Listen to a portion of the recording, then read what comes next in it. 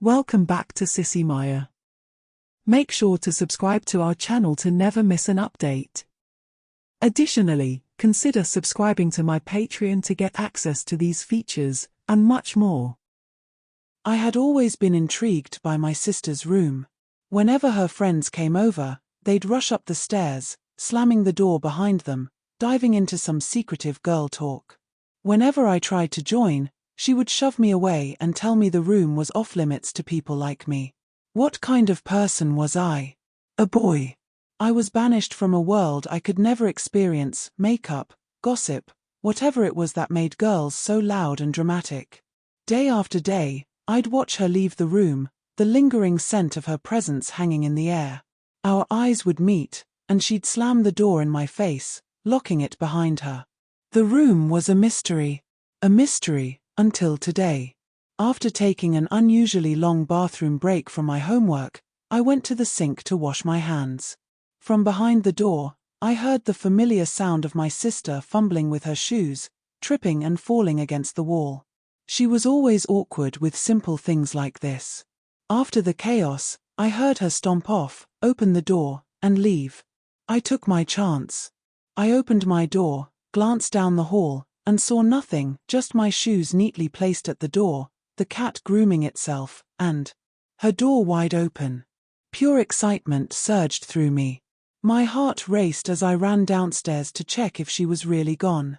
Through the curtains, I spotted Grace's car driving off down the road. This was it. My one real opportunity.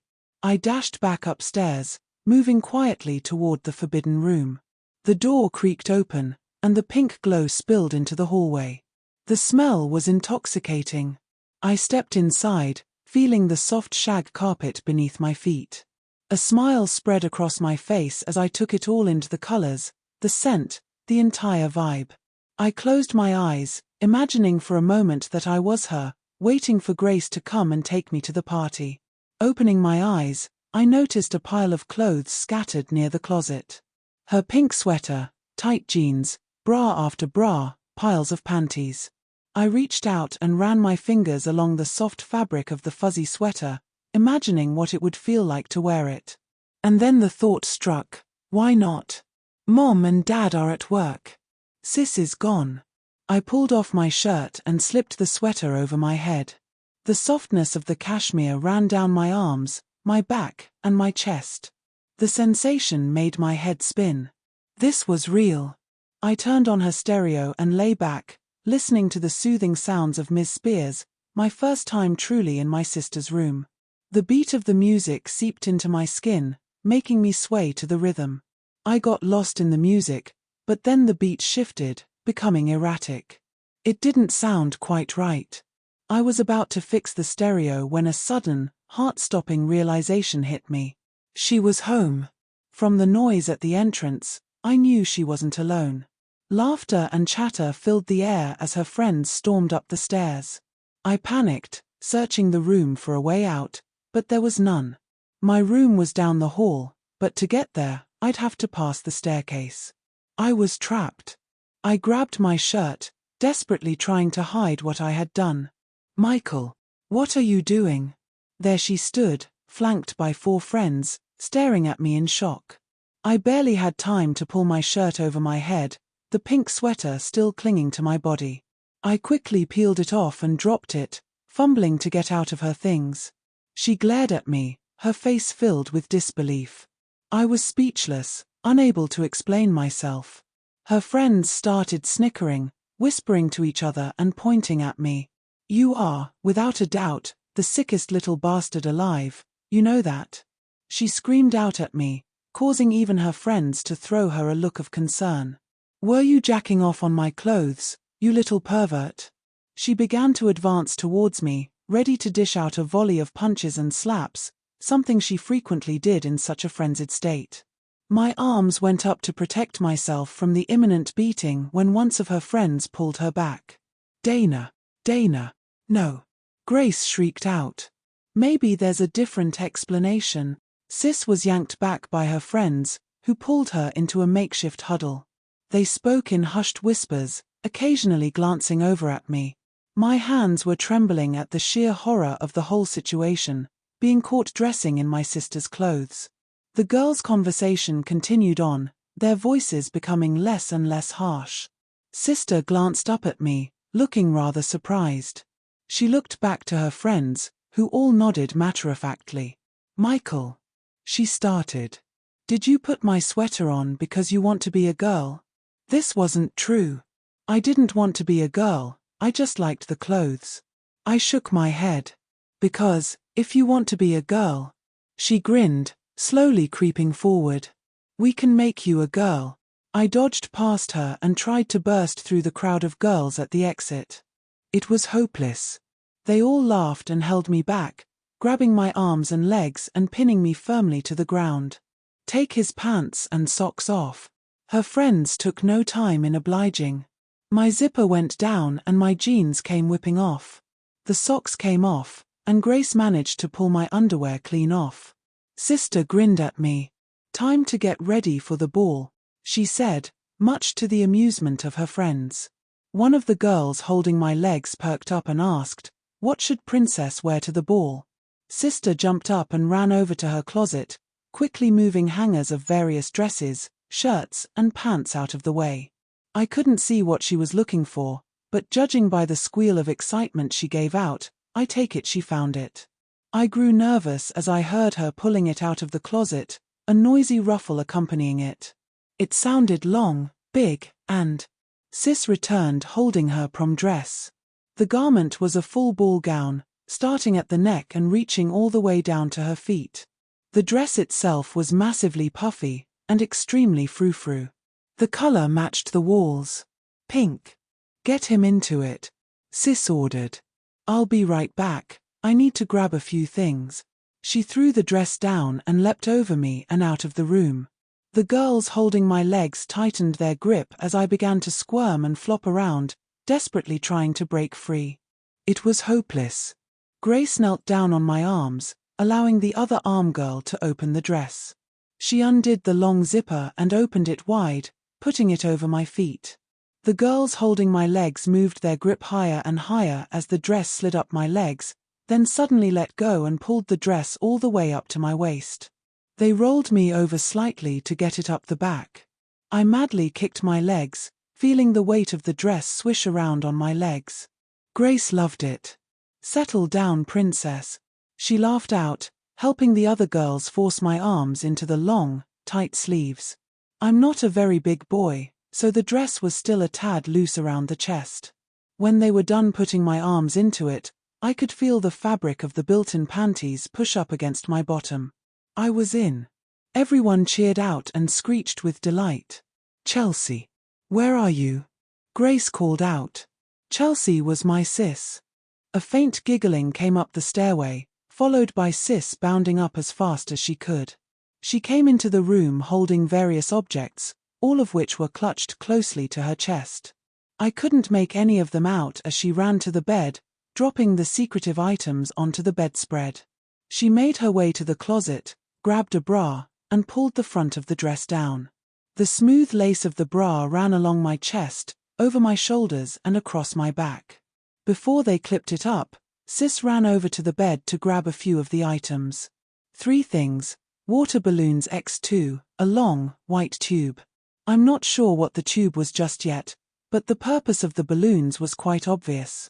They all rolled me over and prepared the balloons for entry. I gave out one last convulsion to get free, and finally gave in to the inevitable. The balloons were large. Very large, like the size of bowling balls. They slid and plopped into the bra cups fairly easily, one after the other.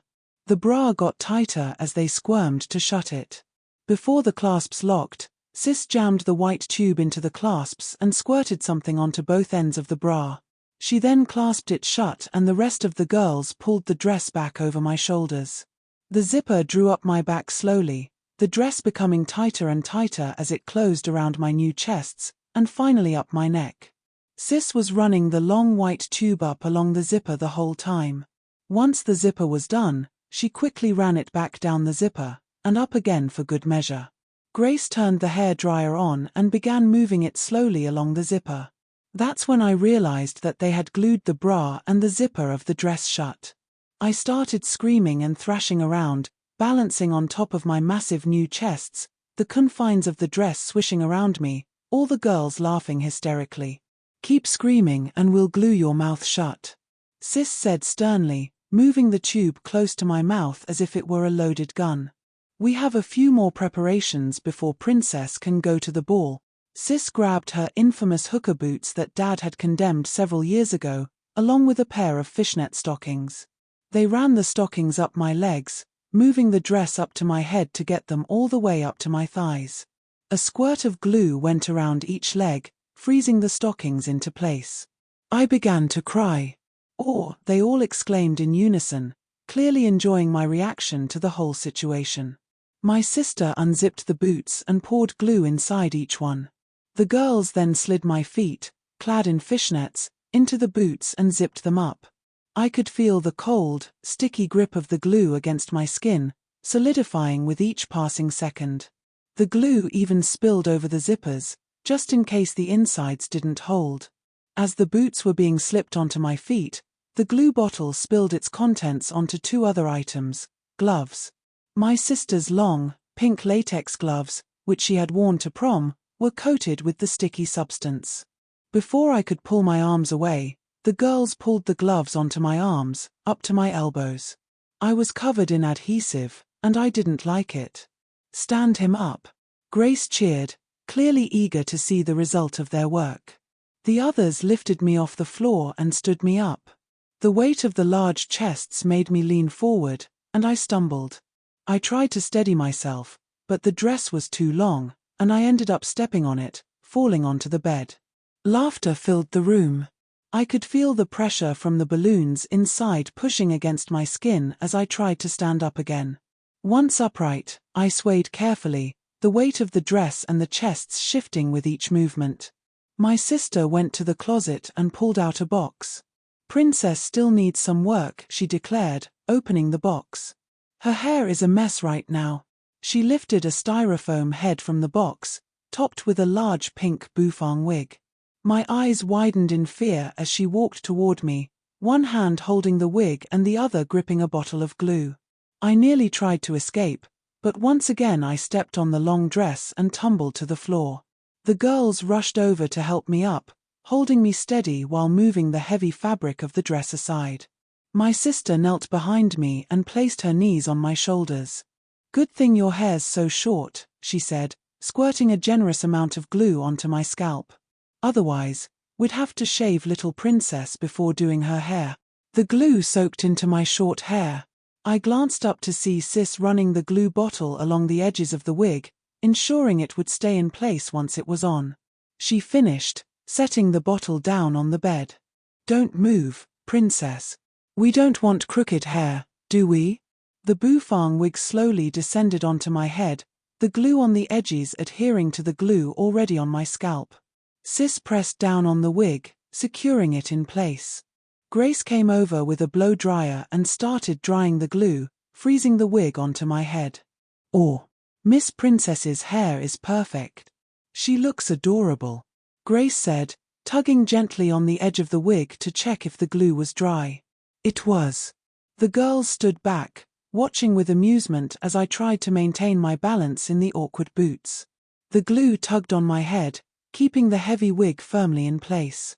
I reached up and tugged at the wig, but it didn't budge. I pulled harder, feeling the weight shift with every movement. It was stuck. Sis and her friends quickly guided me to the makeup table. Though guided was an overstatement since the dress was so long, they practically dragged me. Grace started to open my sister's makeup kit, but Sis had other ideas. "Oh no, this makeup is way too cheap for Princess," she smirked. "We've got much better stuff for royalty." She walked over to the closet and pulled out her supplies, markers and an airbrush kit. I squirmed and tried to get away, but the girls held me firmly in place. "Close your eyes, miss. This might sting a bit," Sis said as she loaded a peach-colored cartridge into the airbrush and turned it on. I shut my eyes tightly, feeling the spray hit my face and sink into my pores. "This makeup will never come off. It's not thick, looks natural, but lasts over 10 years even on metal. You'll be pretty forever. The smell was overwhelming, but judging by their reactions, my sister was doing a great job. The fine mist covered my entire face, followed by several layers of tints in the same color. Everything was quickly dried with the hairdryer. Blush, one of the girls squealed. She needs blush. Sis calmly applied pink to my cheeks, setting it with the dryer. The paint felt heavy, almost like wearing a mask. I kept my eyes shut, bracing for whatever was next. Instead of more paint, Sis picked up a red magic marker and began applying it to my lips, like lipstick. She carefully covered every inch of my lips before reaching for a thick black marker. Hold still, princess. This might be tricky. I stayed still, watching as the marker neared. She gently pulled my eye open and ran the marker along the inside of my bottom lid. The marker must have been safe, as I didn't feel any pain. She repeated the process on the top lid, then did the same for the other eye. One last touch of paint, she announced, loading a deep purple color into the airbrush.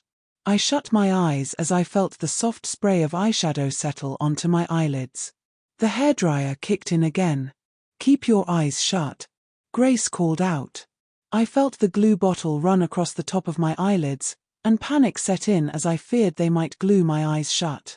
But before I could react, 2 heavy pieces of fabric gently attached to my eyelids. The blow dryer blew air over my face, but I hardly noticed due to the weight of the makeup on my skin. After a few minutes, I felt a tap on my shoulder. You can open your eyes now, princess. Look. I opened my eyes, and the girls spun me around in the chair to face the mirror. I was shocked. My face was heavily made up. Clearly, my sister had some skills. My eyes were framed by long lashes, accented by deep blue eyeshadow. The huge pink bouffant wig rested on my head, layers of hair brushing the back of my neck. I looked like a doll from the 60s. I glanced down at my chest, where the fake chests were concealed under a thick layer of pink fabric. There was no way out of this. Princess, you're stunning, my sister said, covering her mouth in awe. Her friends tried to hold back their laughter, offering fake compliments. They motioned for me to stand, and I did. I wasn't used to the weight of the chests, which pulled me forward. The girls started playing with the dress, lifting it and running their hands over the soft fabric. Just as I wondered how they planned to remove everything, Grace pulled out her car keys. Time for the ball, she cheered, and all the girls laughed as they dragged me out the door. They picked me up by the arms and legs and carried me down the stairs. The sunlight hit the dress, casting a pink hue over the girls. Grace opened the car door, and they pushed me in. Even after I was seated, they had to cram the rest of the dress into the car with me. I reached for the other door handle, but my sister slid into that seat. I tried to escape, but another girl squeezed in next to me, trapping me in the middle. Grace started the engine. Off to the ball we go, Grace said, smiling. The car lurched forward, and Grace made sure to stop at every red light, prolonging the attention. I saw a car full of guys from school, their jaws dropping when they saw me. I knew I was in for a rough time when I returned to school. I sighed and looked down, my view obstructed by the fake chests and the frilly pink dress. I was stuck. After what felt like forever, the car finally stopped. I tried to peek out the window, but the girls had rearranged the dress to block my view. My sister got out first, grabbing my arm as she did. I tried to grab something to hold on to, but it was hopeless. The girls yanked me out of the car and dragged me a short distance before standing me up. Here we are, princess. The ball. Have fun, and don't stay out too late. I looked up and saw a large fountain with a statue of a knight on a horse. I knew exactly where we were, at the mall, on Mother's Day. The stores were packed, and people were staring in my direction. The girls waved goodbye and ran back to the car. I screamed after them. No. Please, don't leave me here. I grabbed part of the dress to make running easier and tried to chase after them. Grace waved as she started the car and sped off. I felt nauseous. I yanked at the wig, but it felt like it was stuck to my scalp. I pulled at the chests, but the dress was too tight, and the fabric too thick to break free. I tried pulling the dress over my head, but the built-in panties held it in place. People began gathering, watching my embarrassing spectacle. I moved toward the fountain, swishing the dress as I went, and splashed water on my face. I rubbed hard, but when I looked in the water, the makeup hadn't smeared at all. A group of girls started giggling as I sat down, struggling to reach my boots. I pulled with all my might, but nothing budged. Every piece of my sister's clothing was glued on, and there was no way to get out of it. A cold gust of wind blew through, making my enormous hair move forward and knocking me off balance. I fell to the ground, causing more laughter from the crowd. Click. A photo was taken. Click. Click. More pictures followed. I saw people running into the mall to buy instant cameras. I rolled onto my stomach, the weight of the chests keeping me off the ground. I covered my face with my gloved arms, burying my hands into the wig in a final attempt to pull it off. I pulled with all my strength, but the glue was too strong, and the wig was too securely attached. It was hopeless. I lay there amidst the flashes of cameras and the laughter, realizing that I would never again wonder about the mystery of my sister's room.